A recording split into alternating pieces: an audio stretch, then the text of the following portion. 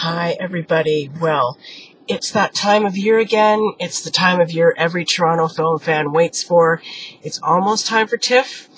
Festival starts September 4th, and here's the program book, which I've been going through for the past couple of days, and I just want to go over some of the movies with you and talk about some of the movies I'm probably going to be seeing, or what I picked anyway, and anything of note. There's a lot to note. There always is. And this book is a whopping 446 pages long, so there's a lot to go through. But anyway, a couple of things I want to note right off the bat is that Al Pacino is in a couple of movies this year, which is awesome, because I've always loved Al Pacino, and it's great to see him, like, in a movie again. So I picked one of his movies. That's one of my picks already. Jean Dujardin, the actor from the movie The Artist. Any of you guys have seen that movie? I thought it was brilliant. Won the Oscar, I believe, for Best Picture, and I know he won the Oscar for Best Actor. Anyway, he is in a remake of The French Connection called La French. And I'm definitely picking that. I can't wait for that frickin' movie. Can't wait to see him in that. Of course, I love the original. Adored the original. Love Gene Hackman in the original. And I doubt very much it's going to eclipse the original. But I can't wait to see the French remake of that movie. And especially him in it. So I wanted to note those things right off the bat. Okay, so let's start going through here. I'm not going to talk about every single thing that I've flagged because that would take forever. I am just going to talk about a few that I want to mention. Here's one. I can't wait for this either. This is called Escobar, Paradise Lost, and it stars Benicio del Toro as Pablo Escobar. This sounds really, really good. Can't wait for this. It's a French movie. And it's about a teenager who starts dating, I think, his niece, and he doesn't know her uncle is Pablo Escobar. Of course, he finds out and gets, I guess, exposed to this world, Pablo Escobar's world. So that should be awesome, cool. Here's the connection. Here's the La French, the connection. Here's the picture there. There he is in the car. Oh, God. I can't wait to see how they do this. It's going to be so cool. I'm just going over this quickly. It says here, The Connection is a restlessly inventive, immaculately crafted big screen entertainment, and one hell of a ride. I don't doubt that. And I really can't wait to see him, because he's so elegant. He's so elegant and so great. He's so handsome and so great looking. I really want to see him in a hard-boiled, detective part. It's going to be awesome. Okay. Let's see next. This one is called Winter Sleep. This one here. And this is the this won the Palme d'Or at the Cannes Film Festival. And the guy who made this movie, my husband saw this movie, I think it was last year or the year before. Anyway, he saw one of this guy's movies called Once Upon a Time in Anatolia, and he was raving about it. He said this movie was awesome. And this movie ended up winning the Palme d'Or, so I really want to check it out. I've never seen anything by him. It's a long movie, 196 minutes, so it's over 3 hours long. But, it's supposed to be exquisite, so that's one of my picks. This one looked interesting. This one called The Face of an Angel by English director Michael Winterbottom. It's based on the case of that girl in Italy, Amanda Knox, who was convicted of murder, and then her verdict got overturned or something recently. Anyway, this was in Italy. She was living in this flat with these roommates, and one of the girls got murdered, and this movie is based on that. It's a fictionalized version of that. So that sounded kind of interesting. So I'm not sure if I'm seeing that yet, but that's on the radar. This one looks really good. This is called, The Theory of Everything. It's this one here. Wait, can you see what I'm doing? Okay, yeah, this one here. It's about Stephen Hawking, how Stephen Hawking met his wife, Jane, and it's a English movie, United Kingdom, USA, and it stars Eddie Redmayne as Stephen Hawking. So that sounds pretty good. That's one of my picks. This is another must for me because I love this guy's movies. Ramin Barani, right there. This one here with Michael Shannon. It's called 99 Homes. Oh, there's the Game of Thrones guy. Yeah, this was another one of my picks, but that's kind of like optional. This one is a must. The Michael Shannon, Ramin Barani movie is a must. I love his films. I've never seen a bad Ramin Barani film, so can't wait for that. Let's see here. This looks really interesting.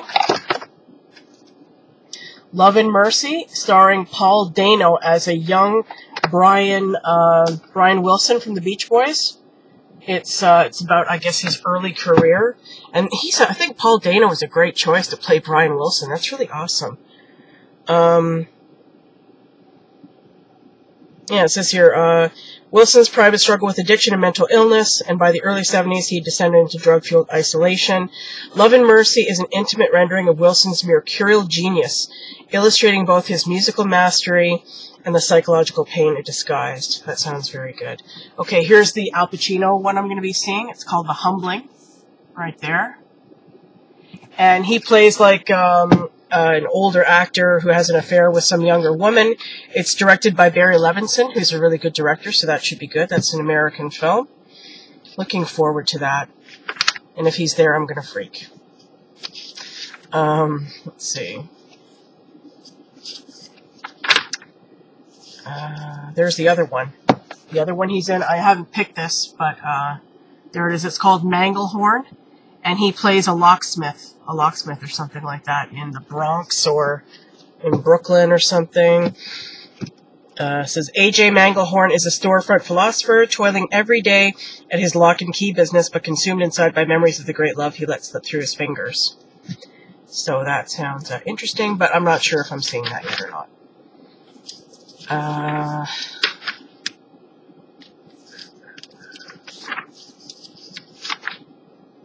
this looks interesting. This is also on the radar. Roger Waters' The Wall. Pink Floyd, of course. It's all about the Wall tour and all of that. Fans of Roger Waters and Pink Floyd's monument to the Wall, get ready.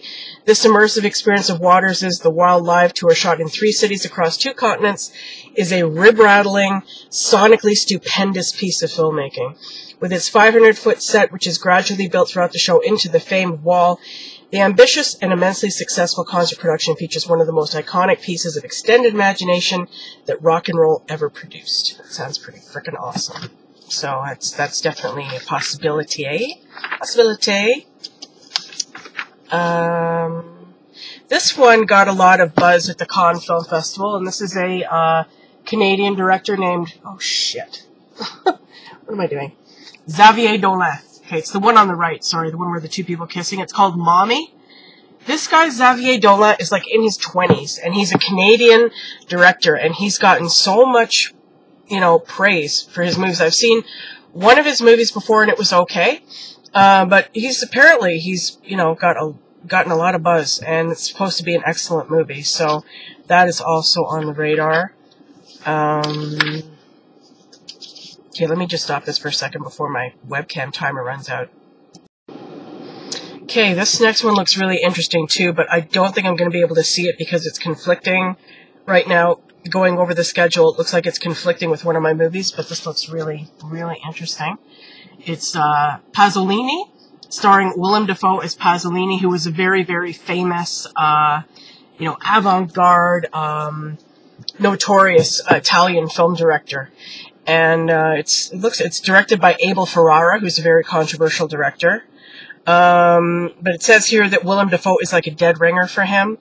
And it's about the last day of his life. He was murdered by a lover or something like that. He was a homosexual, and he was murdered by a gay lover, a jealous lover, or something like that, I think. But anyway, that looks really interesting. So that, who knows, I don't know, maybe I'll manage to fit that in. Let's see. This one I'm going to see because this one really intrigued me, the plot, and I will read you the plot. It's called Second Coming. And just listen to the description here. This is great. Jackie is expecting her second child, but the math doesn't quite add up. It's been months since she last slept with her husband Mark, so she knows it can't be his.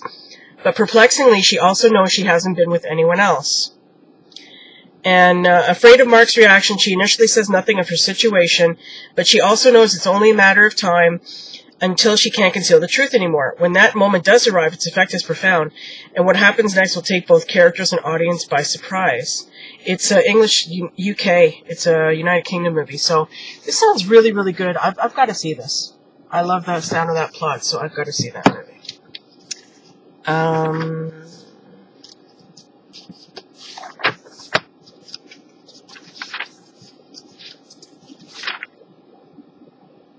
This next one also sounds really, really intriguing, but I don't think I'll be seeing it.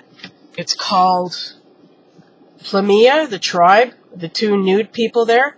It's a Ukrainian film, and it's got no dialogue, and no subtitles either. It's about deaf mutes. It's about the world of deaf mutes, and this guy, listen to this here. Okay. Teenage Sergei, arriving at a boarding school for the deaf and mute, is greeted by more than the usual challenges of integration. Put through the requisite initiation rites, he proves himself worthy and is brought under the protective wing of the school's gang leader. Balancing regular activities of bribery, robbery, and prostitution with youthful proclivities, Sergei's newfound clique operates along the fine lines between business and pleasure, adolescence, and adulthood. But as soon as he's moved up the ranks to become a pimp, he compromises his rapid ascent by falling in love with one of the tribe's escorts, setting off a tragic series of events. And somebody commented about this movie somewhere, saying that it's one of the most incredible, like, you know, unique, absorbing movies, like, ever. So, I'm curious about it, but I'm not sure if I'm seeing it. So, anyway. Okay.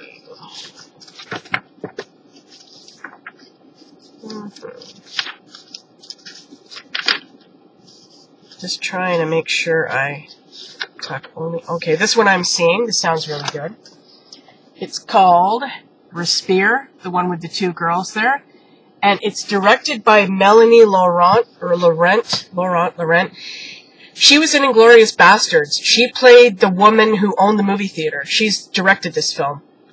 And it sounds really, really good. It says, Respir focuses on two girls who, for different reasons, are clearly desirable friends in the school's social pecking order. Charlie, an attractive, polite, and well-behaved 17-year-old, is immediately drawn to Sarah, the new girl in school. With her unruly, dirty blonde hair and far more extroverted manner, Sarah is charming and dangerous. The two become fast friends, sharing intimacies and secrets. All is right with the world until one day their relationship starts to change, and I guess it goes bad, and all kinds of bad shit happens. So that sounds really, it sounds like a real psychological, you know, type movie. So that sounds really good. I'm seeing that.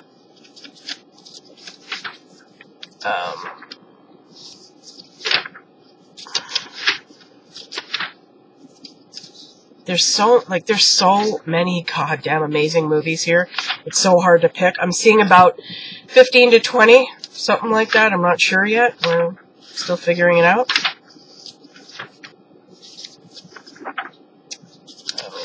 Okay. Oh, come on. Okay, this is another must. Okay. This one here is called Tales of the Grim Sleeper. It's a documentary by Nick Broomfield. He's a really, really great documentary filmmaker. He's amazing. He did a movie about Eileen Wuornos, and he did, what else has he done? I know I've seen a couple of his movies, and they've always been good. This one is about a serial killer in L.A. Says here, okay. Now he digs into the case of a South Central Los Angeles serial killer known as the Grim Sleeper, whose string of murders spanned 25 years. Lonnie Franklin Jr. was arrested for the crimes in 2010. His court case still drags on as police seek connections to over 100 unsolved murders. Yeah, so that sounds fascinating. I know it's going to be great. It's going to be awesome. So I can't wait for that.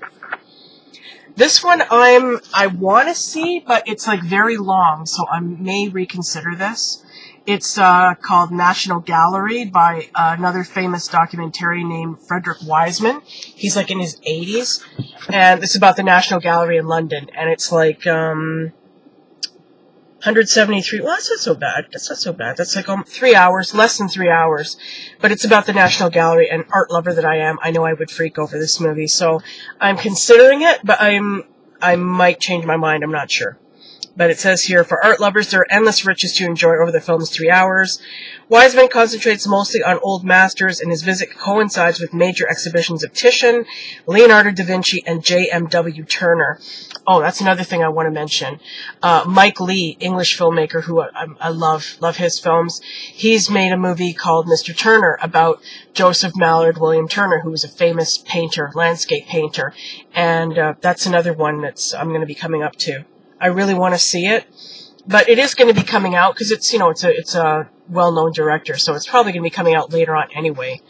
But yeah. So anyway, National Gallery. I'm not sure about that one yet. I want to see it, but it's very long. I must have missed Mr. Turner. What the fuck? I guess it must be back there. I'll have to look for it.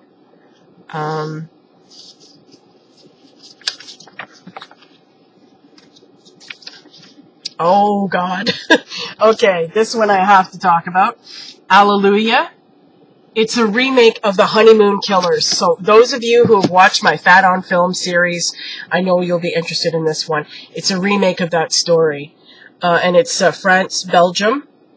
Inspired by the true crime story of Lonely Hearts killers Martha Beck and Raymond Fernandez, whose murderous exploits were previously brought to the screen in Leonard Castle's cult 1969 film The Honeymoon Killers. The new film from Fabrice de Weltz paints a beautiful, disturbing, and at times shockingly violent picture of demented and devoted love. That's going to be fucking awesome. I know it. So that is a for sure.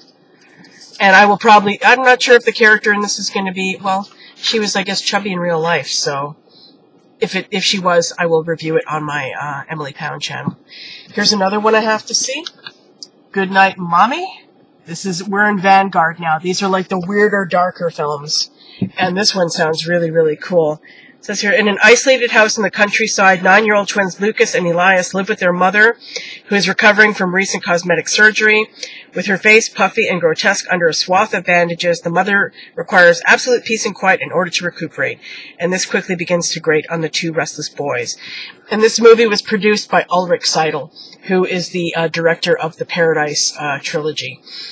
So, yeah, this is Austrian, another Austrian film, and Austria is got a great track record for awesome films, so I have no doubt that's going to be pretty fucking great as well.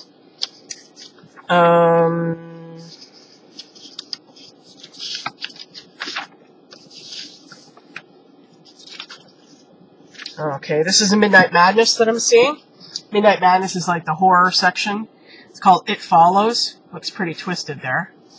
And it's about some teenage girl who's being stalked by something. Dating is already an emotional minefield, but the last thing 19-year-old Jay expects at the end of a romantic night out is to be stuck with a sexually transmitted serial haunting. In the light of day, she is stalked, followed, and attacked by terrifying half-naked figures that none of her friends can see. These apparitions are driven by a single desire to see her dead. With nowhere to run and no one to turn to, Jay is helpless against this phantom plague. That is, unless she passes the curse on to someone else. So that should be good.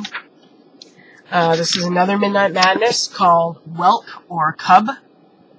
And it's a Belgian film. And it's about a bunch of Cub Scouts who are stalked by some feral boy or something like that in the woods. And it sounds like one of these cat and mouse type movies, psychological terror and all kinds of stuff. So that should be good. And then the final Midnight Madness is this one called The Guest by Adam Wingard.